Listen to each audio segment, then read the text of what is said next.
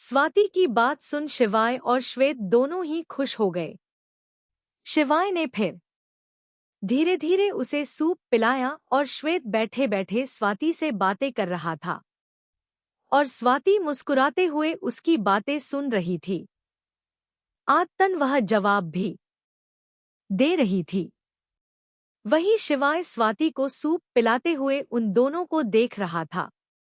इस वक्त वह कैसा महसूस कर रहा था, उसे वह शब्दों में बयान नहीं कर सकता था।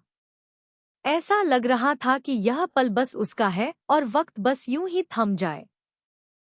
वह हमेशा इसी तरह रहे उन दोनों के पास। सूप पिलाने के बाद शिवाय ने बर्तन वापस किचन में जो कर रखा।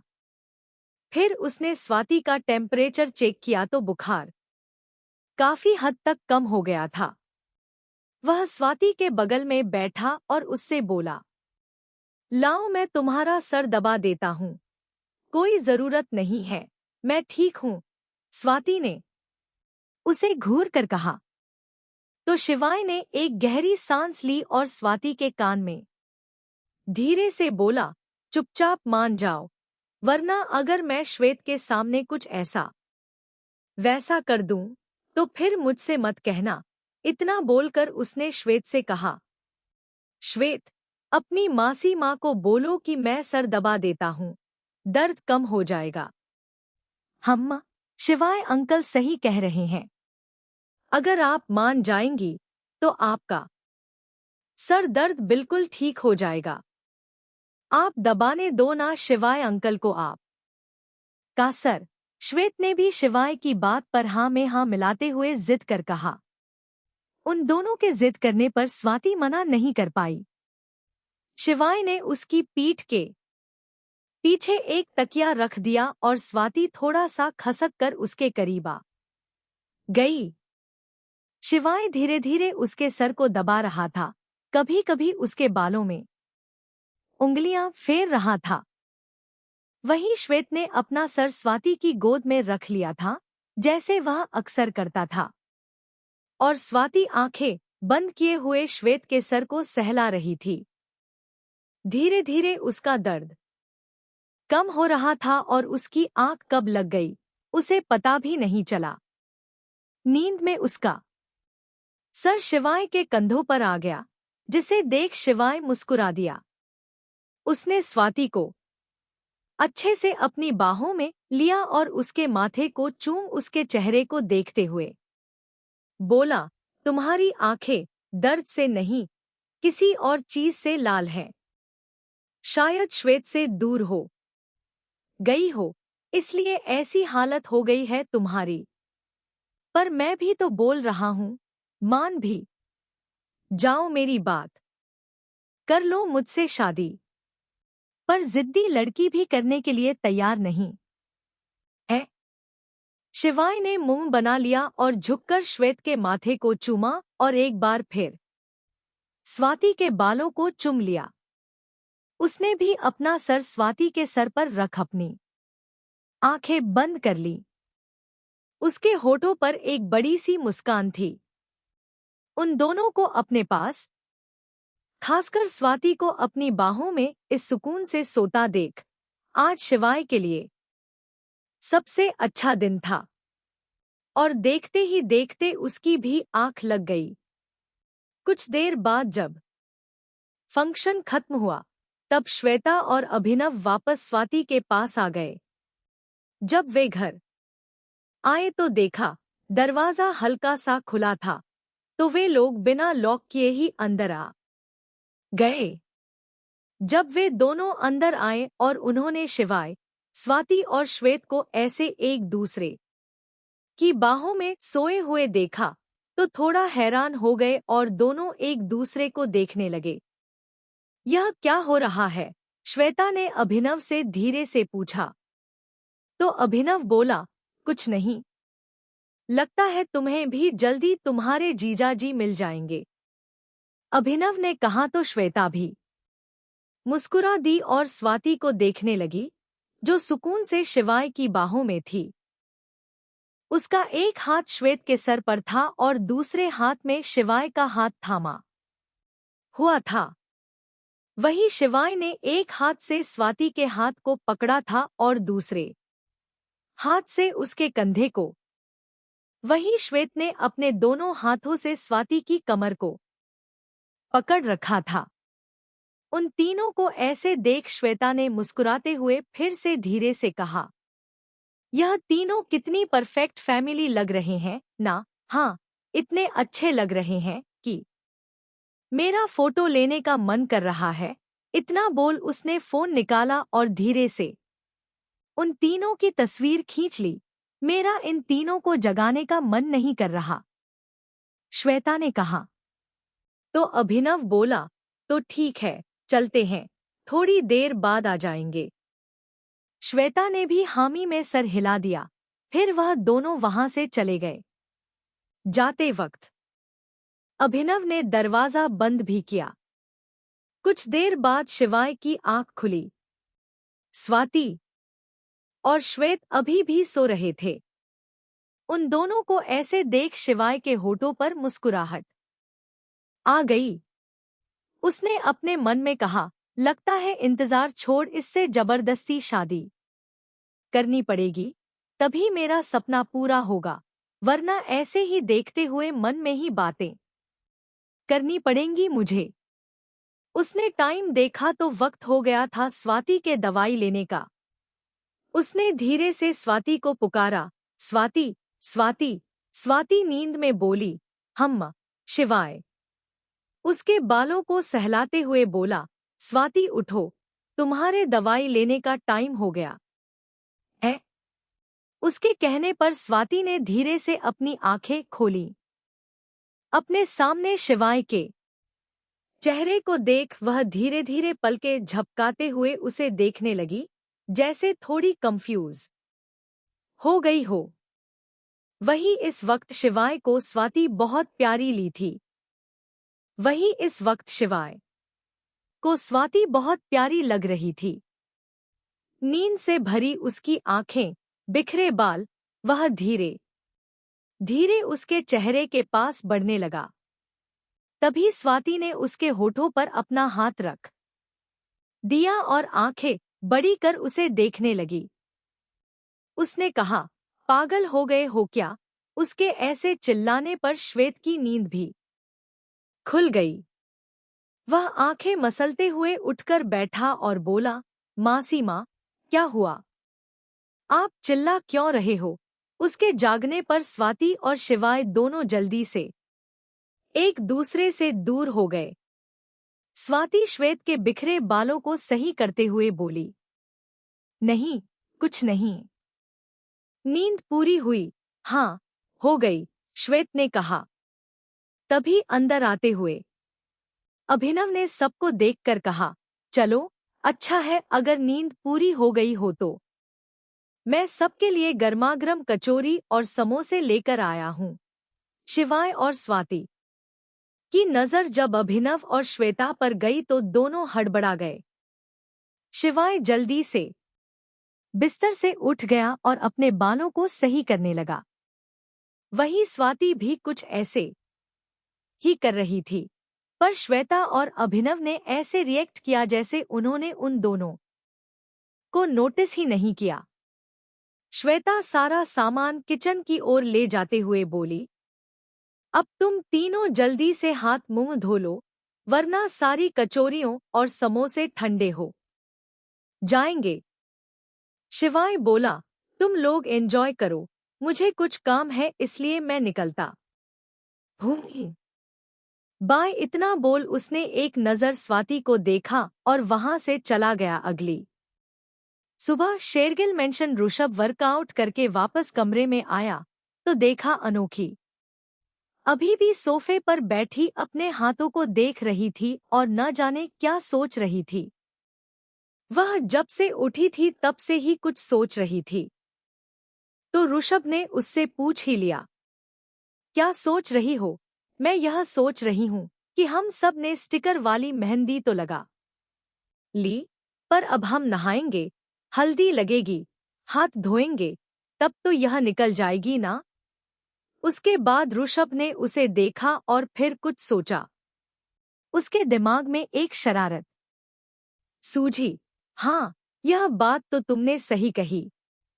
अब तुम नहाओगी तो स्टिकर जरूर निकल जाएंगे।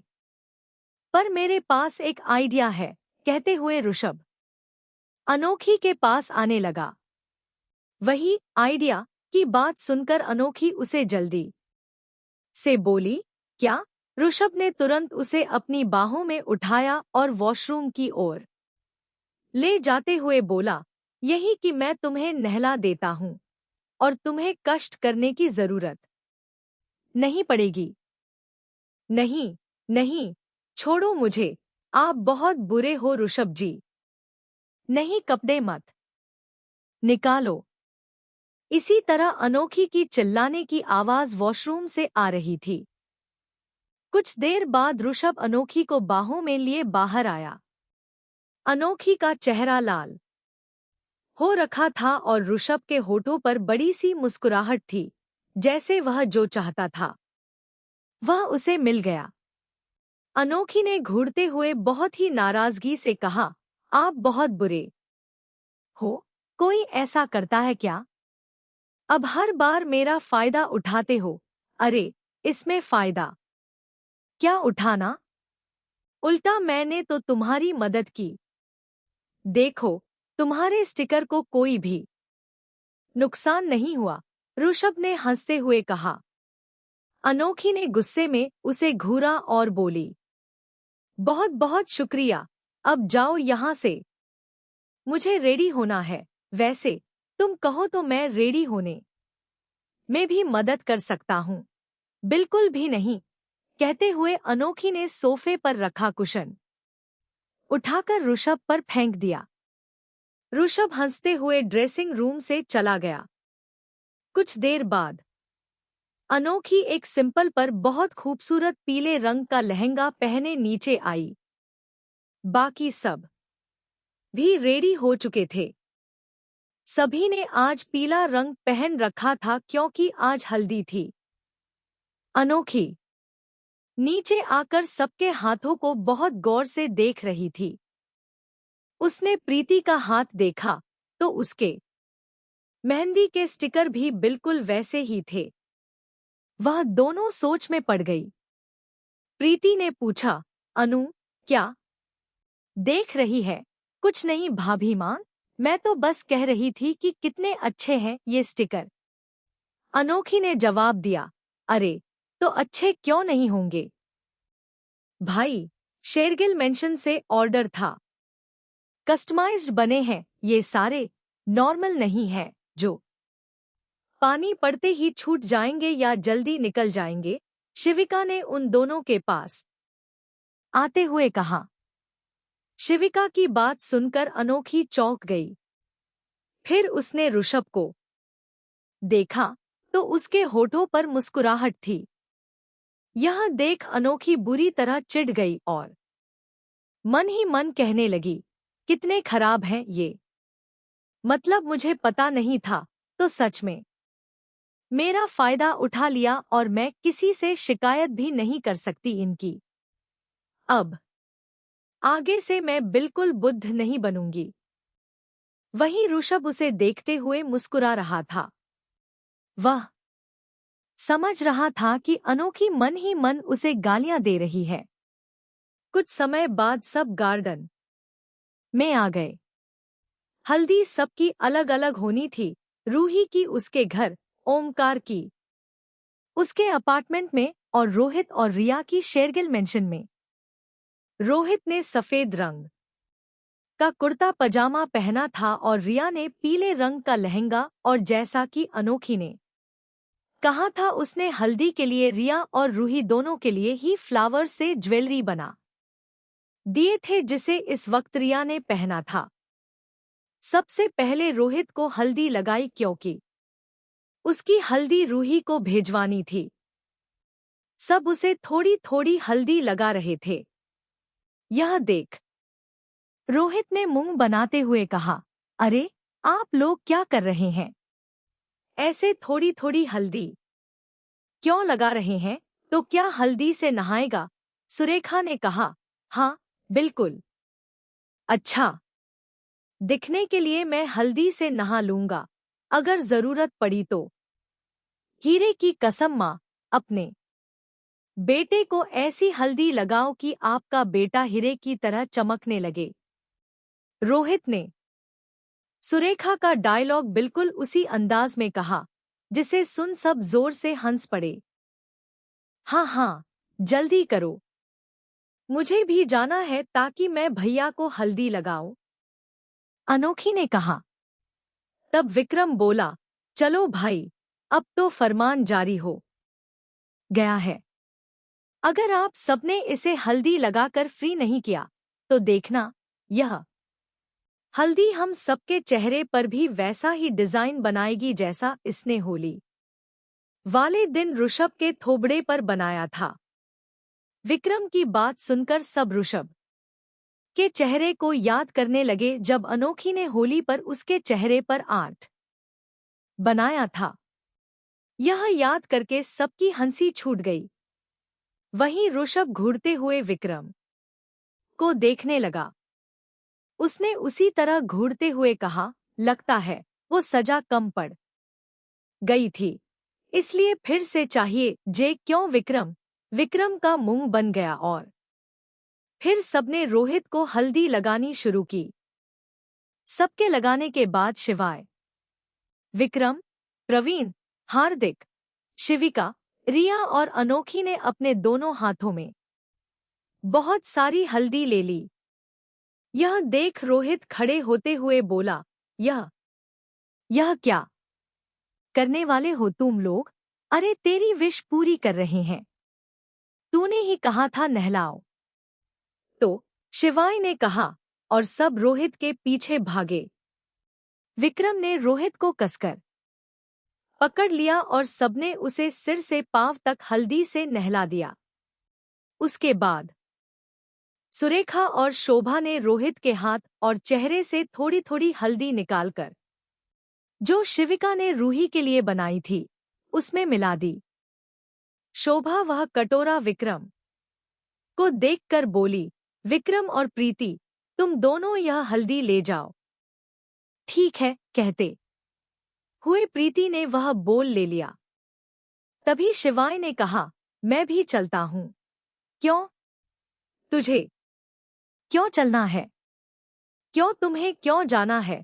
प्रफुल्ल ने पूछा। तो शिवाय अटकते होते हुए बोला, वह अब गाड़ी में ये दोनों लव बर्ड्स बातें करने में बिजी हो जाएंगे।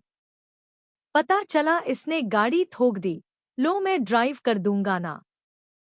शिवाय की बात सुन विक्रम और प्रीति मुंह खुला उसे देखने लगे। उसने पूरा इल्जाम उन दोनों पर डाल दिया। अब बाकी सब घूरकर शिवाय को देखने लगे। विक्रम ने कहा, हम दोनों के नाम का बिल मत फाड़, बिल्कुल ड्राइवर ले जाएंगे ये दोनों, तुम्हें जाने की कोई जरूरत नहीं है, समझा? प्रफुल्ल ने भी कहा। तभी रोहित, जो वहां पर चुपचाप बैठा था, वह बोल पड़ा, हाँ, इसे मत जाने दो, मैं चला जाता हूं ना। उसकी बात सुन सबने माथा पीट लिया। सुरेखा ने कहा, हीरे की कसम, दीदी एक से एक पागल और नमूने हमारी ही घर में पैदा हो गए हैं। अब चुपचाप से सब अपने अपने रास्ते निकालो। विक्रम, प्रीति, तुम दोनों जाओ और शिवाय, तुम्हें जाने की जल्दी पड़ी है। अगर तुम्हें कहीं जाना ही है तो जाओ उसके साथ। कहते हुए सुरेखा ने अनोखी की ओर इशारा कर आगे कहा, उसे ले जाओ ओमकार के घर। और तू तो सीधा अपने कमरे के लिए जा, समझा?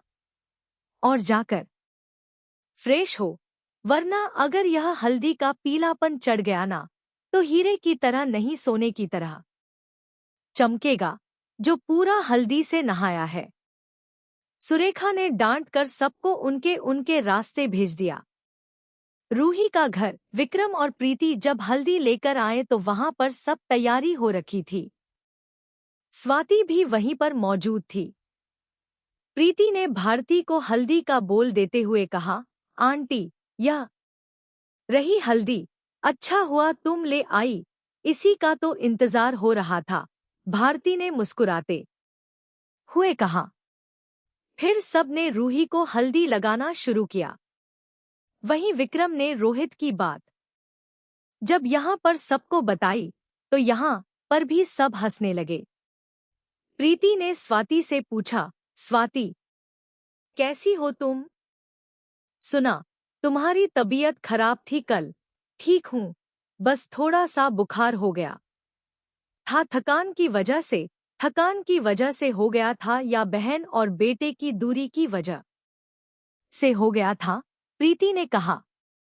तो स्वाति मुस्कुराते हुए श्वेत और अभिनव जो रूही को हल्दी लगा रहे थे, उन तीनों को देखते हुए बोली, अब उससे कभी दूर नहीं रही। और बहन तो अभी मिली और अभी चली भी गई, इसलिए बस यूं ही है। बाकी मैं खुश बहुत हूँ।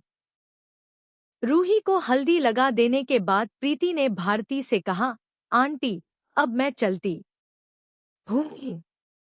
मुझे ओमकार के पास भी जाना है। हाँ हाँ बेटा, जरूर। उसके बाद विक्रम और प्रीति सबका आशीर्वाद लेकर ओमकार के अपार्टमेंट के लिए निकल गए। वहीं दूसरी ओर ओमकार का अपार्टमेंट जब अनोखी ऋषभ के साथ वहां आई तो ओमकार नाराज होते हुए बोला, अनु, क्या है यह? अब आ रही है तू? तेरे लिए कब से मैं बैठा हूँ, हल्दी भी नहीं लगी अभी तक और मेरी वाली भी वहां पर वैसे ही बैठी होगी क्योंकि मेरी नहीं हल्दी हुई। अब तक तो उसकी क्या होगी? भैया, आप गुस्सा क्यों करते हो? मैं आ गई हूं ना, अभी फटाक से हल्दी स्टार्ट करते हैं। अनोखी ने चुटकी बजाते हुए कहा। फिर उसने अर्चना और दी माँ से पूछा, मम्मा, सब रेडी है? हाँ, सब रेडी है। तभी ओमकार ने यहाँ वहाँ देखते हुए पूछा, तू तो आ गई है, भाभी कहाँ है? वह नहीं आएगी क्या? अरे बाबा, वह रूही के घर गई है उनकी हल्दी देने, फिर वहां से सीधे यहाँ पर आ जाएंगी। यार, सबको मेरी हल्दी में ही लेट करना है क्या? ओमकार ने मुंह बनाकर कहा। तो अनोखी भी उसी तरह मुंह बनाकर बोली, यार, आपको कितना किचकिच करना है? सब आ जाएंगे ना, और आपकी हल्दी भी हो जाएगी। ऐसे मुंह बनाकर हल्दी लगाओगे तो मैं आपकी इसी तरह की फोटो खींचकर रिया भाभी को भेज दूंगी और नीचे कैप्शन में लिखूंगी कि भैया हल्दी में खुश नहीं है। अनोखी की बात सुन सब मुस्कुराने लगे। वहीं ओमकार आंखें फाड़े उससे बोला, अनु, तू अपने भाई के साथ ऐसा करेगी? रुक, तुझे बताता हूँ अभी। कहते हुए ओमकार उठने ही वाला था कि दाई माँ उसे वापस बिठाते हुए बोली, नहीं ओम, उठना नहीं है जब तक हल्दी पूरी नहीं हो जाती।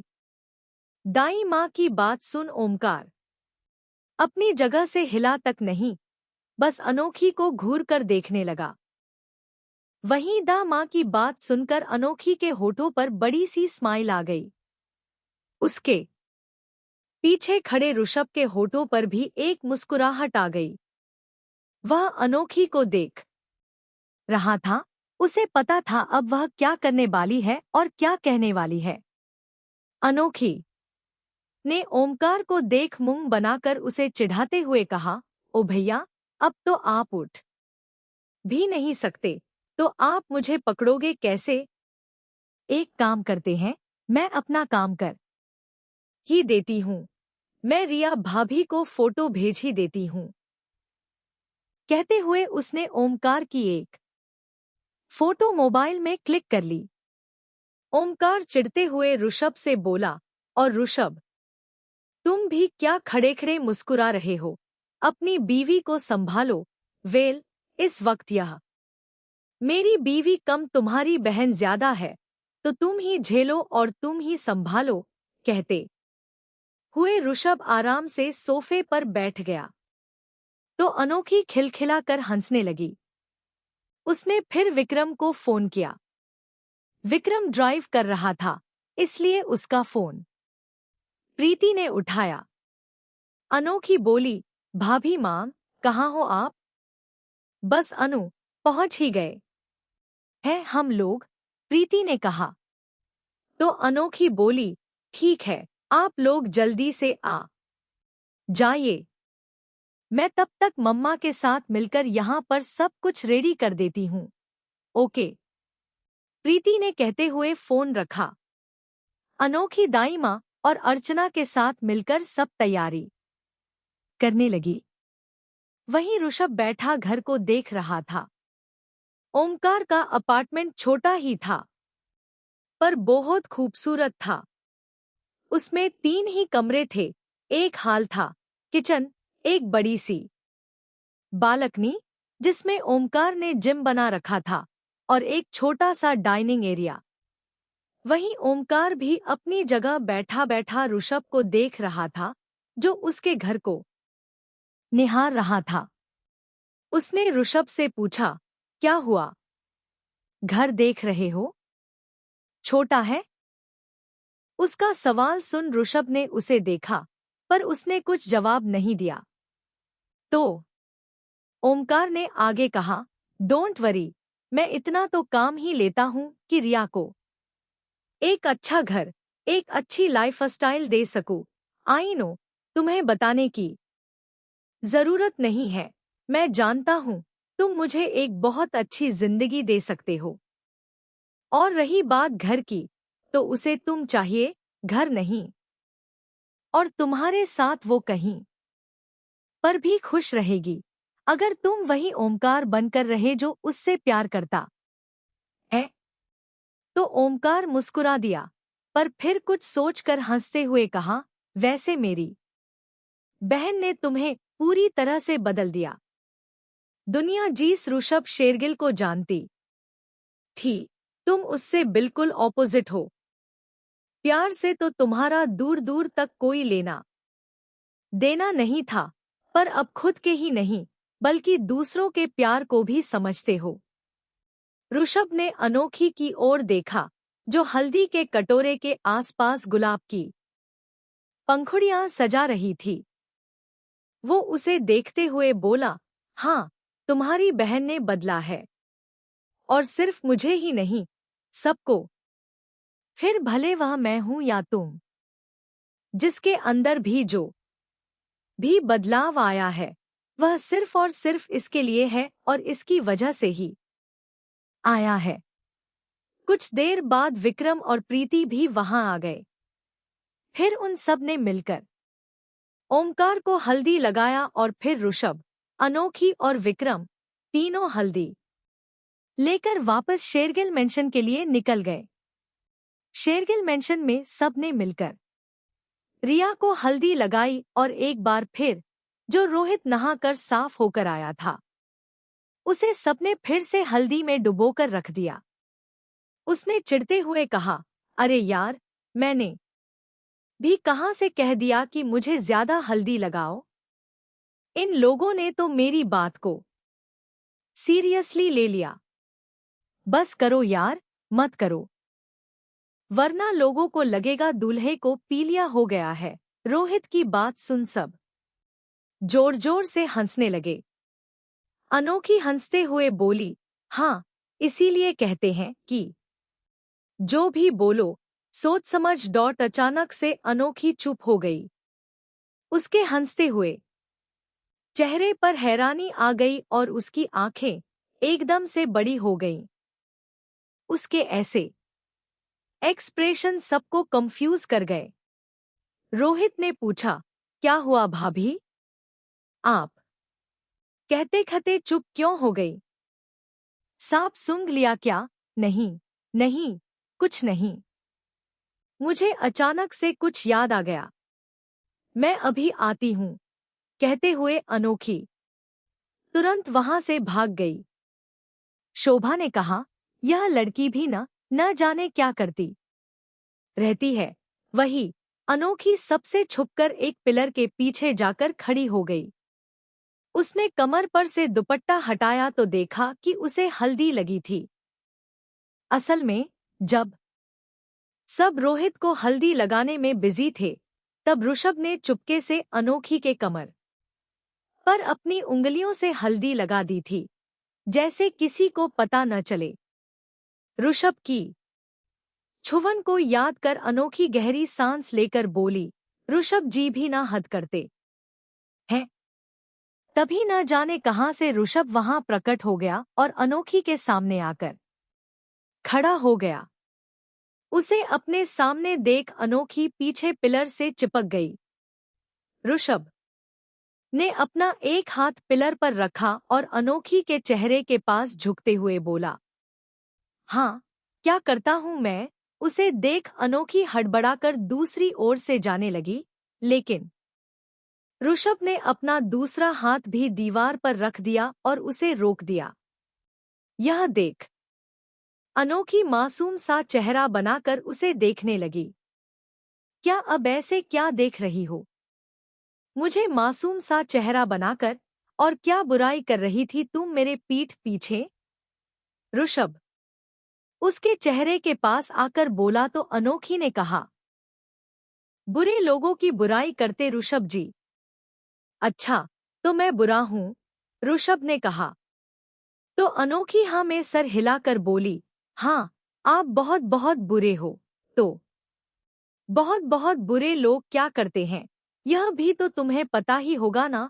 ऋषभ ने कहते हुए अनोखी की कमर में हाथ डाला और उसे अपने करीब कर लिया। अनोखी के हाथ उसके सीने पर आ गए। उसने खुद को छुड़ाते हुए कहा, पता है क्या करते हैं, इसलिए तो भाग रही थी पर अपने भागने भी नहीं दिया। हाँ, तो जब तुम खुद चलकर यहाँ तक आई हो तो मैं तुम्हें क्यों जाने दूं? ऋषभ ने उसे उसी तरह अपनी बाहों में लेते हुए कहा। अनोखी मुंह बनाकर बोली, हाँ, तो क्या? सबके सामने दुपट्टा हटाकर देखी मैं, और आप कितने बुरे हो ऋषभ जी। ऐसा कोई करता है क्या सबके सामने? आप सच में बहुत बेशर्म होते जा रहे हो। हमेशा मेरे साथ ऐसी करते हो आप और फिर अकेला छोड़कर सबके सामने भाग भी जाते हो। खुद तो रहते नहीं हो, सब मुझे चिढ़ाते हैं। ऋषभ ने मुस्कुराते हुए कहा। ऋषभ शेरगिल कभी भागता नहीं है और ना ही किसी से डरता है।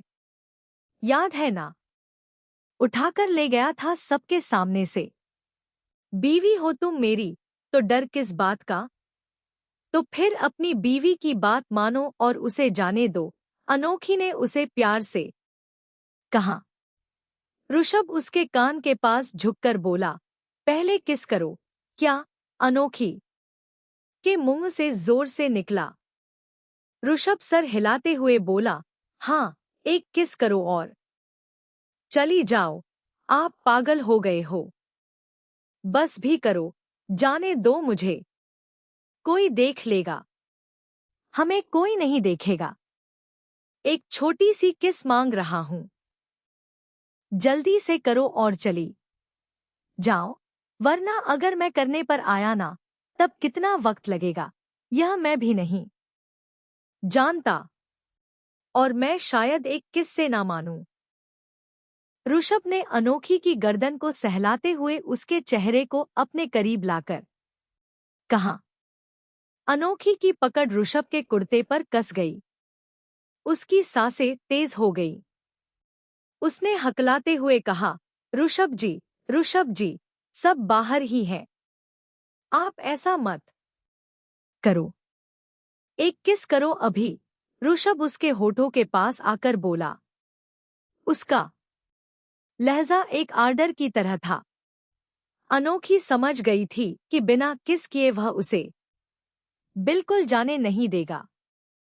उसने घबराहट में अपना सलाइवा गटकते हुए कहा, अच्छा, अपनी आंखें बंद करो। ठीक है, बंद कर लूंगा, पर याद रखना, अगर बच्चे की तरह गाल पर किस करके भागी ना तुम, तो बहुत बुरा हो जाएगा। ऋषभ ने उसे वॉर्न करते हुए कहाँ अनोखी मुंह बनाकर बोली, इन्हें कैसे पता, मैं वही करने वाली थी, सब पता है मुझे, अब जल्दी करो। कहते हुए ऋषभ ने अपनी आंखें बंद कर ली। अनोखी ने यहाँ वहां देखा। उसे वक्त आसपास कोई भी नहीं था। यह देख अनोखी अपने पंजों के बल खड़ी हुई और धीरे धीरे ऋषभ के होठों के करीब आने लगी। अनोखी की गर्म सांसें अपने चेहरे पर महसूस कर ऋषभ के होठों पर मुस्कुराहट आ गई। उसकी पकड़ अनोखी की कमर पर कस गई। कुछ ही देर में अनोखी ने अपने कांपते होठों से ऋषभ के होठों पर हल्की सी किस कर दी और फिर जल्दी से दूर हो गई। ऋषभ ने झट से अपनी आंखें खोली और घूरकर अनोखी को देखने लगा। अनोखी ने मासूमियत से कहा, आप ही ने तो कहा था कि करो किस। टाइम थोड़ी बताया था, फिर वह 1 सेकंड की भी हो सकती है ना। अब मैंने अपना प्रॉमिस पूरा किया, अब मुझे जाने दो। बहुत ज्यादा स्मार्ट बन रही हो तुम, अभी बताता हूँ। कहते हुए ऋषभ ने उसकी गर्दन में हाथ डाला और उसके होठों पर अपने होंठ रखकर गहरी किस करने लगा।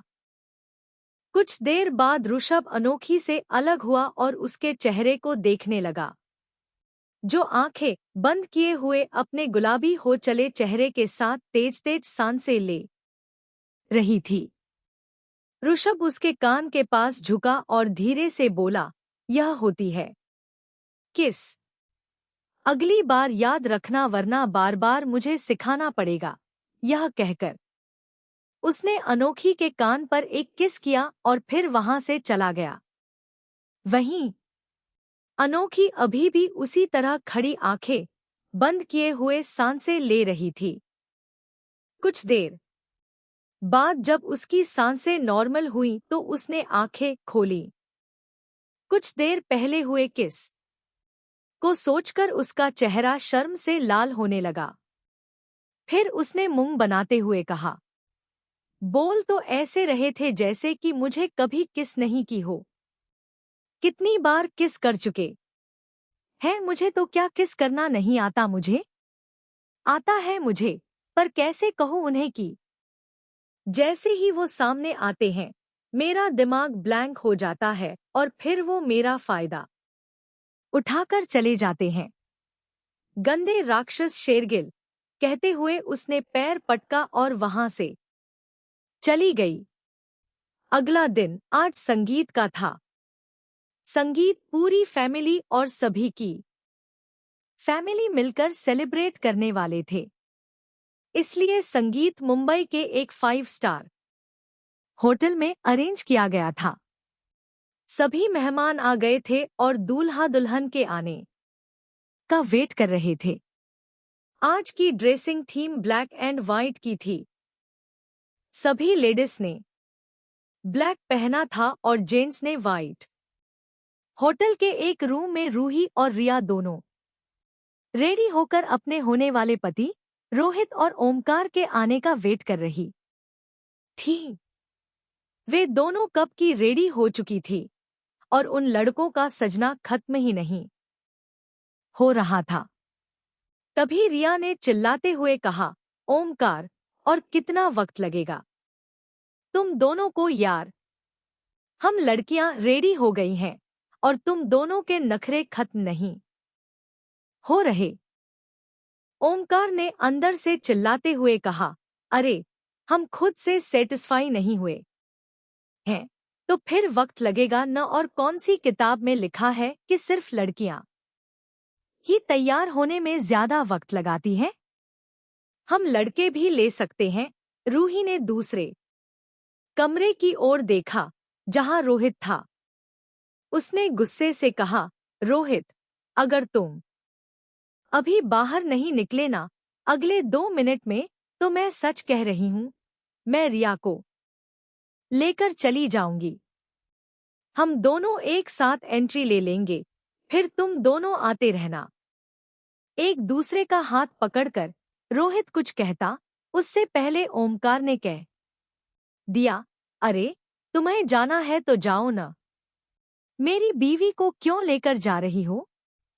तभी रोहित ने कहा, अरे थोड़ा सब्र कर लो, आज तुम लोग सब्र करोगे, शादी के बाद जिंदगी भर हम सब्र कर लेंगे जब तुम तैयार होगी। थोड़ा एडजस्टमेंट करना सीखो यार। उन दोनों की बातें सुनकर रिया और रूही ने एक दूसरे की शक्ल देखी और माथा पीट लिया। न जाने कैसे बंदों से प्यार कर लिया हमने भी, उन्होंने एक साथ कहा। अगले 5 मिनट बाद उन दोनों का इंतजार खत्म हुआ और रोहित और ओमकार अपने अपने रूम से बाहर निकले।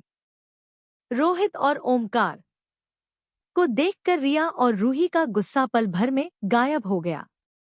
दोनों ने वाइट टक्सीडो पहना हुआ था, बाल सेट किए हुए थे, हाथ में ब्रांडेड वॉच और चमकदार शूज थे। उंगलियों में उनकी एंगेजमेंट रिंग थी। सच में दोनों बहुत हैंडसम लग रहे थे। रूही ने कहा, अगर इतना ही अच्छा दिखना था तो थोड़ा और वक्त ले लेते, फिर और ज्यादा हैंडसम दिखते। पर रोहित और ओमकार ने कोई जवाब नहीं दिया। वे तो आंखें फाड़े और मुंह खोले रूही और रिया को देख रहे थे।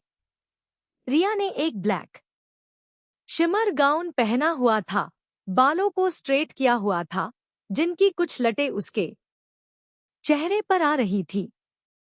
वहीं रूही ने ब्लैक रंग की साड़ी पहनी थी, जिसका बैक बहुत डिप था और बस एक डोरी था, पर वह बहुत खूबसूरत लग रही थी। उसके बाल सॉफ्ट कर्ल में थे। उन्हें देखकर रोहित और ओमकार की बोलती बंद हो गई। वहीं रूही और रिया एक दूसरे को देखकर मुस्कुरा दी। दोनों धीरे धीरे उनके पास आईं। रिया ने ओमकार के गले में अपनी बाहें डाली और रूही ने रोहित के गले में। फिर दोनों ने एक दूसरे को देखा और उनके कान के पास जाकर चिल्लाई है। उनकी इस हरकत पर रोहित और ओमकार दोनों हड़बड़ा गए और अपने कानों पर हाथ रख लिया। रोहित ने कहा, क्या है यार, अब तो बड़ी हो जाओ। रूही ने नाटक करते हुए कहा, अच्छा बड़ी हो जाऊं? कुछ दिन पहले तो तुम कह रहे थे मेरी पहले वाली रूही बन जाओ, बचपन वाली रूही बन जाओ, तो अब बड़ी वाली रूही चाहिए। रिया हंस पड़ी। वहीं ओमकार ने उसे घूरते हुए कहा, और तुम क्या हंस रही हो? बहरा करना है क्या? एक तो इतनी अदा से नजदीक आती हो, ऊपर से रोमांटिक मूवमेंट का कबाड़ा कर देती हो। हाँ तो लड़कियों को वेट करवा रहे हो, शर्म नहीं आती? पनिशमेंट तो मिलनी चाहिए, रिया ने ताना मारते हुए कहा। फिर वे दोनों आगे आगे चलने लगी। वहीं रोहित और ओमकार एक दूसरे की शक्ल देखते हुए मन ही मन कहने लगे, हमारा कुछ नहीं हो सकता, हमारी बंदियां ऐसी ही हैं। फिर वे दोनों भी उनके पीछे चले गए। पार्टी हॉल में ऋषभ बार बार अनोखी को देख रहा था, जो शनाया, प्रीति और शिविका के साथ बैठी बातें कर रही थी। उसने ब्लैक लॉन्ग गाउन पहना था, जो उसके गोरे रंग पर खूब जच रहा था। ऋषभ बार बार उसे देख रहा था, पर वह हर बार उससे दूर भाग रही थी। जब भी वह पास आता, अनोखी बहाना बनाकर किसी और के पास चली जाती। ऋषभ समझ रहा था कि यह कल हल्दी वाले दिन की उसकी नौटंकी का ही असर था। शिविका ने जब ऋषभ को बार बार अनोखी को देखते हुए पाया, तो उसने अनोखी से कहा, अनोखी, आपके पतिदेव बार बार आपको देख रहे हैं। आपको नहीं लगता कि आपको थोड़ा सा वक्त अपने पतिदेव को देना चाहिए? उसके ऐसा कहने पर शनाया और प्रीति हंसने लगी, पर अनोखी का मुंह बन गया। तभी उसने शिविका के पीछे देखा, जहां हार्दिक उनकी ओर आ रहा था। उसने भी मुस्कुराते हुए बिल्कुल उसी अंदाज में कहा, जिस अंदाज में शिविका ने कहा था। हाँ तो, शिविका दीदी, मुझे भी लगता है कि आपको आप के होने वाले पतिदेव के साथ जाना चाहिए, क्योंकि वह आपसे 2 मिनट की जुदाई भी बर्दाश्त नहीं कर सकते। कहते हुए उसने पीछे की ओर इशारा किया, तो सबने और शिविका ने भी पीछे मुड़कर देखा। हार्दिक तब तक उनके पास आ गया था। शनाया और प्रीति हंसते हुए शिविका को देखने लगे। वहीं शिविका का चेहरा शर्म से गुलाबी हो गया था। हार्दिक उनके पास आकर शिविका से बोला, शिविका, मुझे तुमसे काम है, 2 मिनट चलो। इतना बोलकर हार्दिक वहां से चला गया। वहीं प्रीति ने हंसते हुए कहा, जाओ शिविका, जल्दी जाओ, वरना कहीं 2 मिनट 2 घंटे ना हो जाएं। बोलते हुए उसने शनाया को एक हाई-फाई दे दिया। वहीं शिविका जल्दी से उठी और सर नीचे कर बुदबुदाते हुए वहां से जाने लगी। यह हार्दिक भी ना हद करता है। अरे ऐसे सबके सामने बुलाकर ले गया। शिविका के जाने के बाद वहां पर विक्रम आया। उसने अनोखी के बगल में बैठकर शनाया से कहा, शनाया, अलका आंटी तुम्हें बुला रही है। ठीक है, मैं आती हूँ।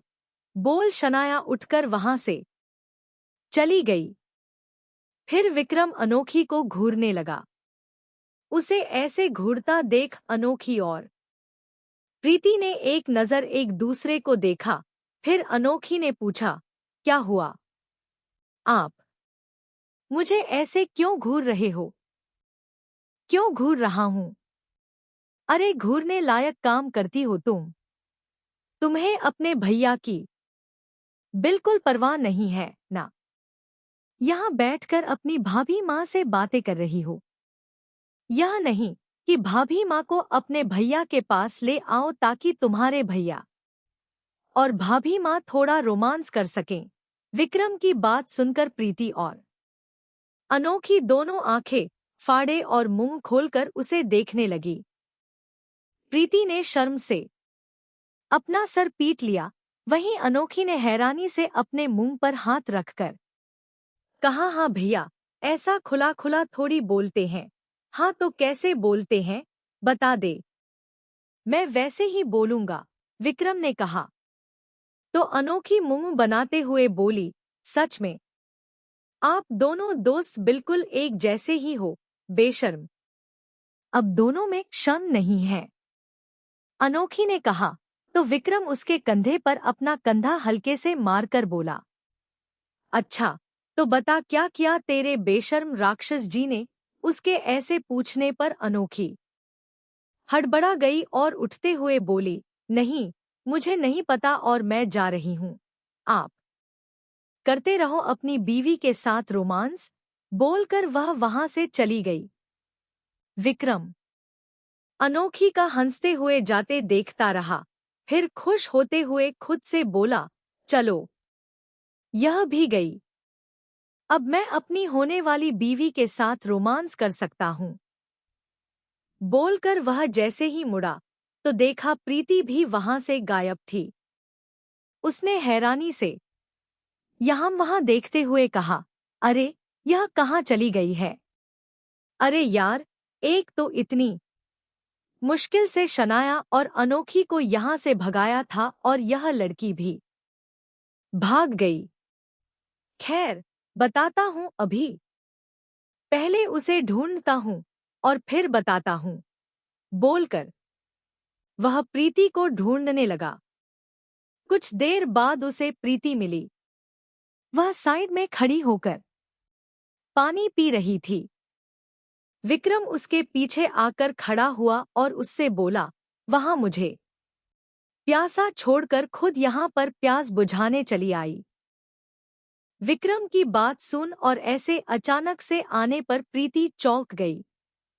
पानी उस के गले में अटक गया और खांसने लगी, तो विक्रम ने गिलास लेकर साइड में रखा और धीरे से उसकी पीठ को सहला दिया।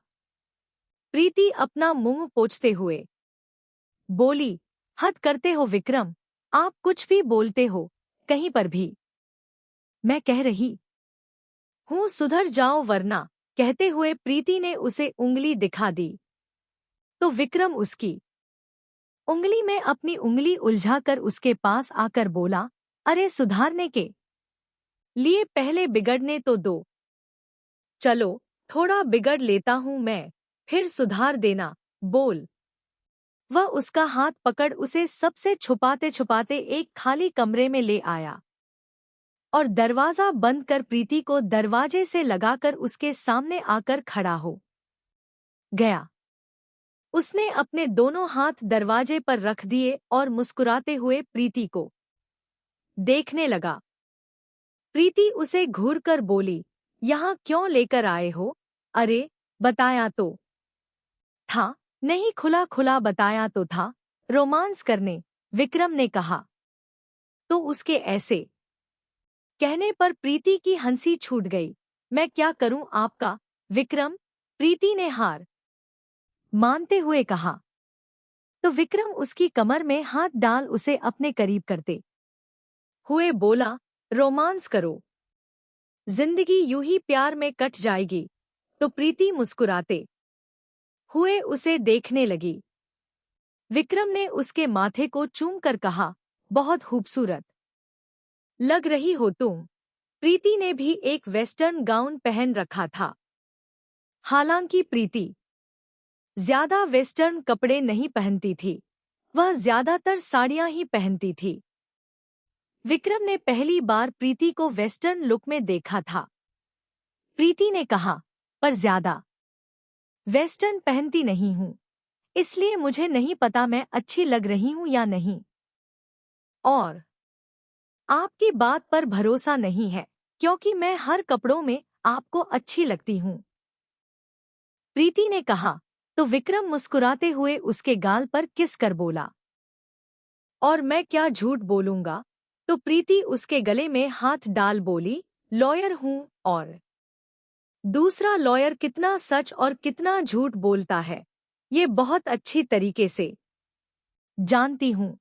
अच्छा, कहते हुए विक्रम ने उसे अपने और करीब कर लिया और उस के दूसरे गाल पर भी किस कर दिया।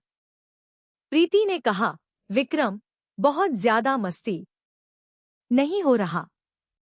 तब विक्रम ने उसके होठों को देखते हुए कहा, अब यहाँ तो अभी हक नहीं है, इसलिए बाकी जगह ही किस कर अपना मन बहला लेता हूँ।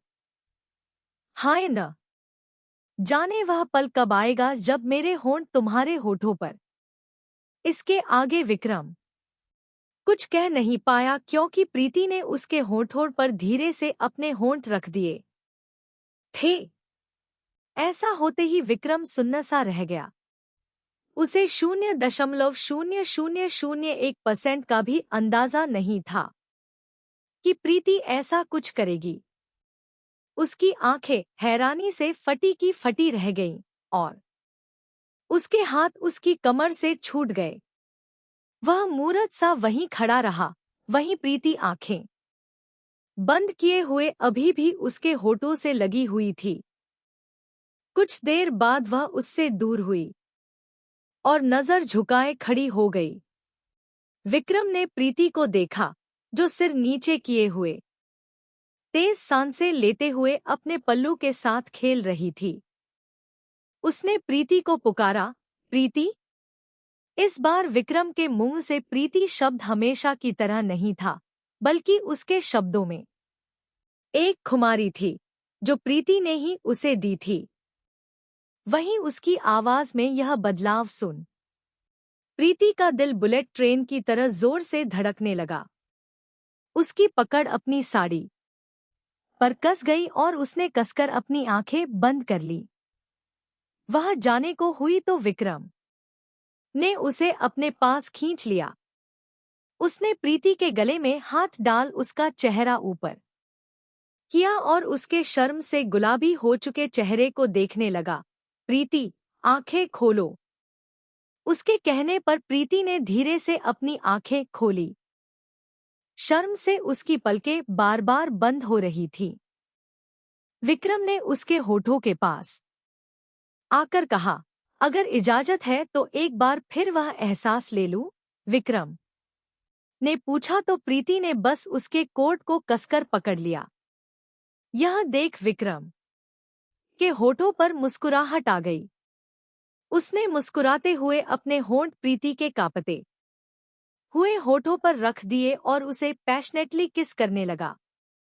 प्रीति ने उसे किस तो किया था, पर विक्रम का किस हद से कुछ ज्यादा हो रहा था, जिसे प्रीति सहन नहीं कर पा रही थी। उसकी पकड़ विक्रम के कोट पर कड़ी हो चली थी। कुछ ही देर में उसकी सांस उखड़ने लगी तो उसने विक्रम के कंधे को थपथपाना शुरू कर दिया। उसे स्ट्रगल करता देख विक्रम उससे दूर हुआ और उसके माथे से अपना माथा जोड़ आंखें बंद किए हुए कुछ देर इस तरह खड़ा रहा। फिर उसने प्रीति को गले से लगा लिया और उसके कंधे को हल्के से चूम कर बोला, थैंक यू सो मच प्रीति, मुझ पर भरोसा करने के लिए।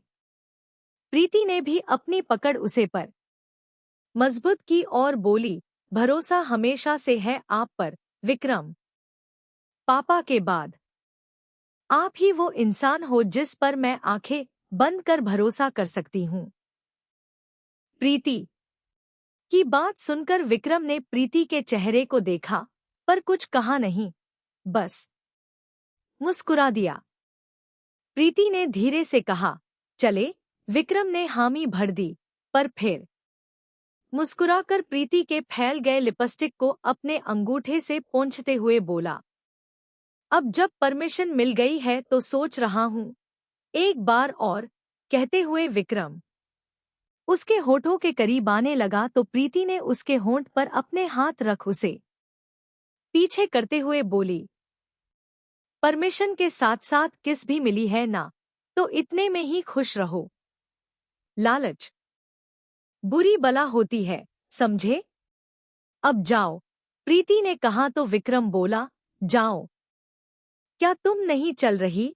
प्रीति उसे घूर कर बोली, मेरा हाल बिगड़ गया है, उसे ठीक करके नहीं आऊं, ऐसे ही आ जाऊं? प्रीति ने कहा तो विक्रम ने गौर किया कि प्रीति के बाल थोड़े बिखर गए थे, जो उसने ही बिगाड़े थे। उसकी लिपस्टिक भी फैल गई थी, जो विक्रम ने ही बिगाड़ी थी, तो वह हंसने लगा। प्रीति ने कहा, अब बत्तीसी मत दिखाओ। कहते हुए वह वॉशरूम में चली गई। विक्रम अपने दिल पर हाथ रख मुस्कुराते हुए बोला, हाय, क्या दिन है आज का, मतलब सबसे अच्छा वाला। ये दिन और ये एहसास कभी नहीं भूल पाऊंगा और ना भूलना है। फिर उसने भी आईने में खुद को देख सही किया और वहां से चला गया।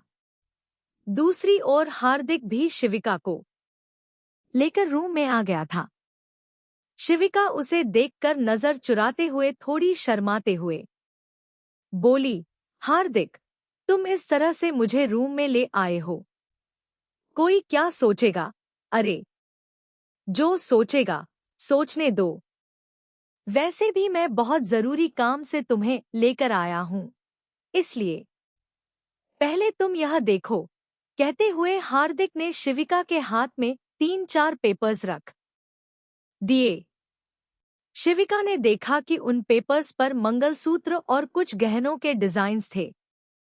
वह देखकर शिविका ने हार्दिक को ना समझी में देखने लगी। उसने पूछा, यह सब क्या है? हार्दिक ने बड़े ही कैजुअल तरीके से कहा, अरे, यह सब तुम्हारे लिए है। अब हमारी शादी में तुम्हें मंगलसूत्र तो पहनाऊंगा ना। बिना मंगलसूत्र के शादी थोड़ी होगी। तो बस मैंने पापा से कहकर जैसा चाहिए था वैसा डिजाइन करवाया। अब तुम देखो तुम्हें अच्छा लग रहा है या फिर कुछ और चेंज करना है। उसकी बात सुनकर शिविका का मुंह बन गया। उसने मन में गुदगुदाते हुए कहा। यहाँ सब लोग मुझे रोमांस के नाम पर चिढ़ा रहे थे, पर यहाँ तो रोमांस के नाम पर हाथ में यह पेपर आ गए हैं। मन तो कर रहा है कि यही पेपर का रोल बनाकर इसका सर फोड़ दूं। सोचते हुए उसने हार्दिक को देखा और उसका मुंह बन गया। उसके बने हुए मुंह को देखकर हार्दिक ने थोड़ी चिंता में पूछा, क्या हुआ? तुम्हें पसंद नहीं आया? जो चेंज करना हो तुम कर सकती हो। अब मुझे ज्वेलरी का ज्यादा नॉलेज नहीं था, तो जो समझ में आया मैंने ऐसा डिजाइन करवा दिया। वैसे भी यह बना नहीं है, डिजाइन ही तो है। हार्दिक बोले जा रहा था और शिविका उसे घूर रही थी। उसने एक नजर सारे डिजाइनों पर डाली तो डिजाइन अच्छे थे। शिविका ने कहा, अच्छे हैं डिजाइन्स, मुझे अच्छे लगे, कोई चेंज करने की जरूरत नहीं है। सच्ची? सच में अच्छे लगे या तुम मेरा दिल रखने के लिए कह रही हो? हार्दिक ने पूछा तो शिविका अपने होठों पर एक बनावटी मुस्कान लिए बोली, चलो, कम से कम मैं तो दिल रखने के लिए कुछ कर रही हूँ। पर मैंने यह बात दिल रखने के लिए नहीं कही है। मुझे सच में डिजाइन्स अच्छे लगे। फिर उसने पेपर्स वापस हार्दिक को दिए और जाने लगी। हार्दिक ने पीछे से उसे अपनी बाहों में भर लिया। शिविका ने उसे घूरते हुए कहा, और भी कोई डिजाइन दिखाना बाकी है? हाँ, बाकी है ना, हार्दिक ने कहा तो शिविका ने अपने आई रोल कर दिए। उसने हार्दिक के हाथों को अपनी कमर से हटाया और अपने हाथ बांधकर उसे घूरते हुए बोली, तो दिखाओ कौन सा और डिजाइन बाकी है? शिविका उसे घूरकर देखने लगी। तभी हार्दिक ने अपना कोट उतार दिया। उसे इस तरह कोट निकालता देख शिविका के बांधे हुए हाथ खुल गए और वह चौंक कर उसे देखने लगी।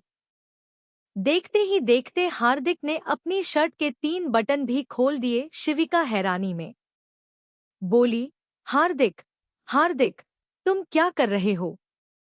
पागल हो गए हो क्या? हार्दिक ने उसके होठों पर उंगली रखकर उसके चेहरे के पास आकर धीरे से कहा, शशा, जो दिखा रहा हूँ वह देखो। उसके ऐसे कहने पर और पास आने पर शिविका खामोश हो गई। उसकी धड़कनें अचानक तेज हो गई। वही हार्दिक ने अपनी शर्ट के सारे बटन खोल दिए और उसे अपने सीने का लेफ्ट साइड दिखाया। शिविका की नजर जब उसके सीने पर उस जगह गई जहां दिल होता है, तो उसका दिल एक पल के लिए धड़कना भूल गया। हार्दिक ने शिविका के नाम को अपने सीने पर टैटू करवाया था। यह देखते ही शिविका की आंखें नम हो गई। उसने धीरे से अपने नाम को हार्दिक के सीने पर छुआ तो हार्दिक ने सुकून से अपनी आंखें बंद कर ली।